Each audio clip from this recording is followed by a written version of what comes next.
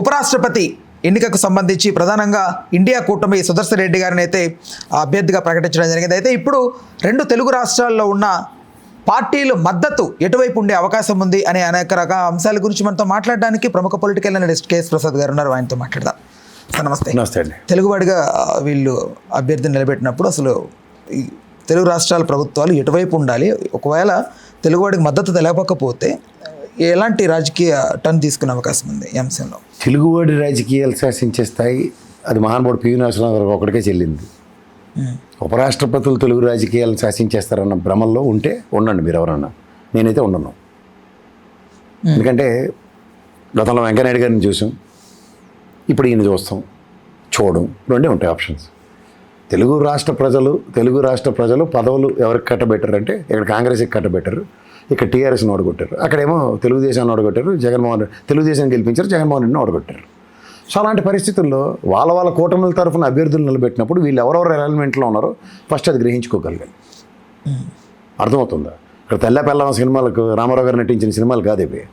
Political సినారియోలో ఇవాళ NDA కూటమిలో ఉండి వైదొలిగితే తెలుగు ఆత్మాభిమానం పరిరక్షించడానికి తెలుగుదేశం కానీ పవన్ కళ్యాణ్ కానీ సుదర్శన్ రెడ్డి గారికి ఓటేస్తారు. అదే కాకుండా ఎన్డీఏ కూటమిలో మేము ఉన్నాం అంటే ఖచ్చితంగా అలా వేసేది అటుపక్క రాధాకృష్ణ గారికి. ఇందులో దానికి తెలుగోడు, దీనికి యాడెడ్ యాడ్జెక్టివ్స్లో తెలుగోడు ప్రైడ్ ఇలాంటివి ఏమి ఉండవు.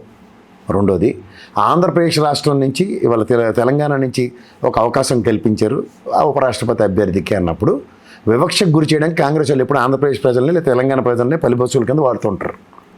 ఎందుకంటే ఇప్పుడు సింపుల్గా చెప్తా, అక్కడ కూటమి అభ్యర్థి వాళ్ళు ఆల్రెడీ నిలబెట్టి ఇక్కడ రాష్ట్రాల్లో మనకున్న సిచ్యువేషన్ ఏంటో తెలిసిన తర్వాత ఇవాళ ఇక్కడ టీఆర్ఎస్ పార్టీ లేదా దాన్ని కన్విన్స్ చేసుకునే క్యాపబిలిటీలకు ఉందో లేదో ఒకసారి కనుక్కోండి. సుదర్శన్ రెడ్డి గారు అందరికీ కావాల్సిన వ్యక్తి, మా తెలంగాణ ముద్దుబిడ్డ, ఉద్యమ వీరుడైన, ఆయన గురించి చెప్పుకోవాలంటే మా ఉస్మానియా యూనివర్సిటీలో నాకు సూపర్ సీనియర్ అయినా, సూపర్ అంటే ది గ్రేట్ పర్సనాలిటీ అయినా, మా యూనివర్సిటీ చేసుకున్న అదృష్టం సుప్రీంకోర్టు న్యాయమూర్తి దాకా వెళ్ళగలిగారంటే ఆయన. ఎందుకంటే అంత విలువలు విశ్వసనీయత ఉన్న వ్యక్తి ఆయన గురించి ఎవరికీ ఒక్క ఇది లేదు.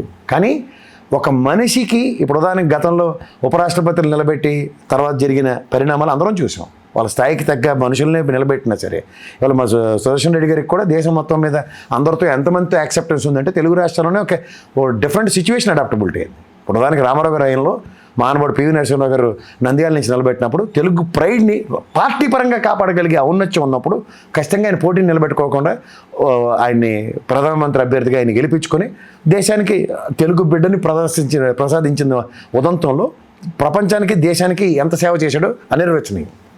ఇక్కడ అలాంటిది ఏం లేదు. అక్కడ ఫ్లోర్లో మేనేజ్మెంట్ షోకి తప్ప ఇంకా దేనికి పనికిరాట్లేదు ఉపరాష్ట్రపతులు.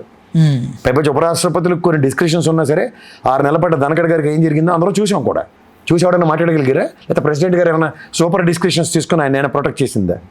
ఇవాళ పార్టీ కబంధ హస్తాల్లో చదువుకున్న కొన్ని రాజ్యాంగబద్ధ పదవుల్లో ఇవాళ పపెట్స్ కింద యూజ్ చేయబడుతున్న సిచ్యువేషన్స్ని అట్రిబ్యూట్ చేసుకుంటూ కొన్ని పార్టీలు కొంతమంది ఉన్నత స్థాయి విలువలు ఉన్న అభ్యర్థులుగా ప్రకటించిన తర్వాత కూడా వాళ్ళకి తెలుగు అన్న పదాన్ని యాడ్ చేస్తూ దీనివల్ల మనం అందరూ ఓటు వేయాలన్నప్పుడు పార్టీలకు విశ్వసనీయతకి ప్రశ్నార్థకంగా మారే సిచ్యువేషన్స్ ఉన్నప్పుడు అక్కడ తెలుగుదేశం కానీ జనసేన పార్టీలు సుదర్శన్ రెడ్డి గారికి సపోర్ట్ చేస్తాను భ్రమలు ఎవరన్నా ఉంటే ఆ భ్రమలు వేడండి అనే చెప్తారు.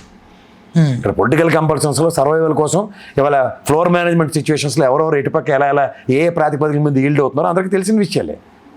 ఇవన్నీ ఆద్యంతం గమనిస్తూ కూడా ఎక్కడి నుంచి ఎక్కడికి లీడ్ అవుతున్నాం, ఎక్కడి నుంచి ఎక్కడికి పరిగెడుతున్నాం అన్నది తెలుసుకోగలిగితే అభ్యర్థిని ఇంత పేకల మీదకి వచ్చేదాకా ప్రకటించకుండా కూర్చున్నప్పుడు ఇక్కడ సదరన్ అనే పాచికనాళ్ళు తమిళనాడు ఎలక్షన్స్ ఉన్నాయి కాబట్టి ఆయన్ని మహారాష్ట్ర గవర్నర్ గారిని తీసుకొచ్చి నిలబెట్టుకుని ఇక్కడ కాంగ్రెస్ గవర్నమెంట్ ఉంది కాబట్టి ఏమీ చేయలేదు కాబట్టి కాంగ్రెస్ వల్ల ఓడిపోయిందని అపవాదం సుదర్శన్ రెడ్డి గారి త్రూగా తీసుకురావడానికి ఆయన బలవంతాన్ని నిలబెట్టినదంతా ఏమవుద్ది? దీనికి కూడా షర్మిలా గారు కూడా ఒక ట్వీట్ పెట్టారు సార్. ఆవిడ అందరి మద్దతు మీరు ఎవరండి ఆవిడ? దేనికి పనికి వస్తుంది ఆవిడ?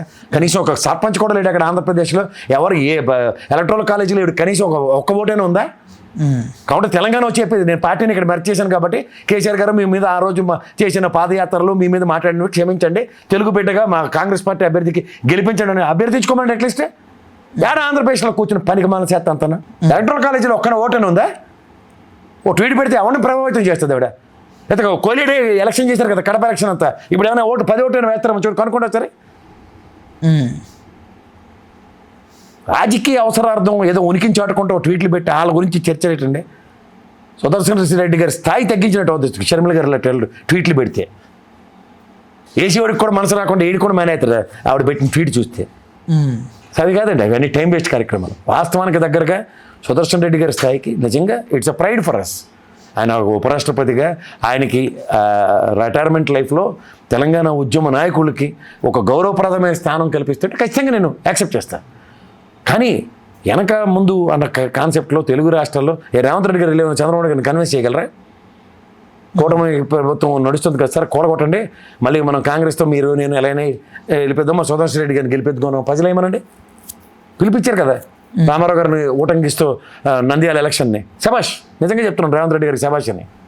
బట్ రమ్మనండి, ఆ పొలిటికల్ అవతారం చూపించగలరేమో తెలుగు ప్రైడ్ని కాపాడుతూ. ఈ తరక రాయబారంలో షర్మిల గారితో ట్వీట్ ఎందుకు?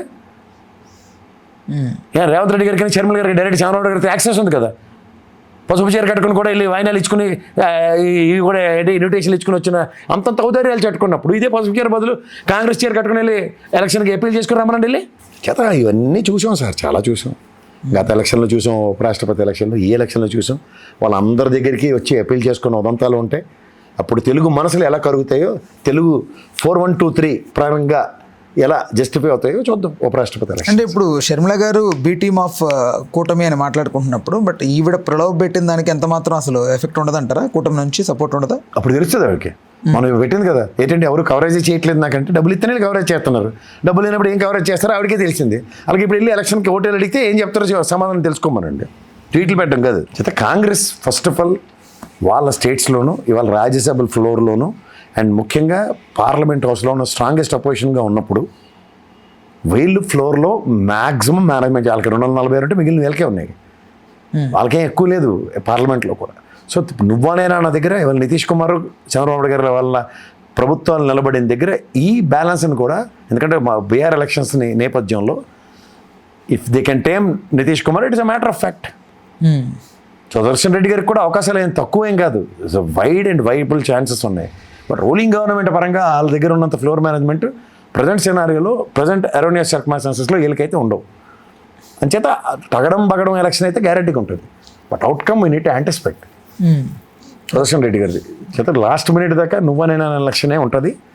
బట్ ప్రభావితం అయ్యే పార్టీల మీద ఆధారపడి ఉంటాయి. ప్రధానంగా జగన్మోహన్ రెడ్డి గారు ఈ రెడ్డి సామాజిక వర్గం కాబట్టి ఈయన కూడా సేమ్ అసలు వాళ్ళు ఎలా ఇందులో సామాజిక వర్గాలు ఎందుకు వస్తాడు నాకు అర్థం కాదు.